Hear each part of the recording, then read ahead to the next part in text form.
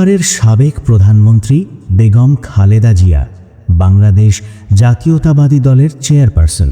একটি নাম, একটি যুগ আজ ইতিহাসের পাতায় নীরব সমাপ্তি।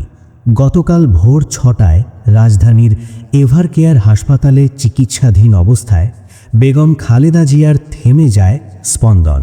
আজ বুধবার বাদ জোহর দুপুর 2টায় বেগম খালেদা জিয়ার জানাজা অনুষ্ঠিত হচ্ছে জাতীয় সংসদের দক্ষিণ প্লাজা ও সংলগ্ন মানিক মিয়া অ্যাভিনিউতে পূর্ণ রাষ্ট্রীয় মর্যাদায়।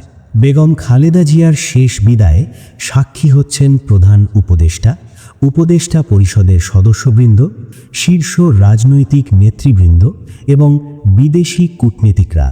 জানাজার পর শেরেবাংলা নগরের জিয়া উদ্যানে বেগম খালেদা জিয়াকে চিরনিদ্রায় শায়িত করা হচ্ছে শহীদ রাষ্ট্রপতি জিয়াউর রহমানের কবরের পাশেই। বেগম খালেদা জিয়ার জানাজা ও দাফন নির্বিঘ্ন করতে রাষ্ট্র নিয়েছে সর্বোচ্চ প্রস্তুতি। মোতায়েন রয়েছে 10,000-এরও বেশি আইন শৃঙ্খলা বাহিনীর সদস্য।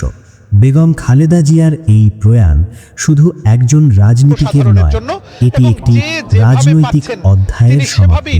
গণতন্ত্র, সার্বভৌমত্ব ও জনগণের অধিকারের সংগ্রামে হারালো এক শক্তিশালী কণ্ঠস্বর। এই ছিল আজকের সংবাদ।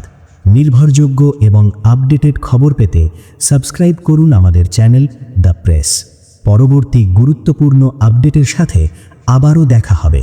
ততক্ষণ সুস্থ থাকুন, সাথে থাকুন।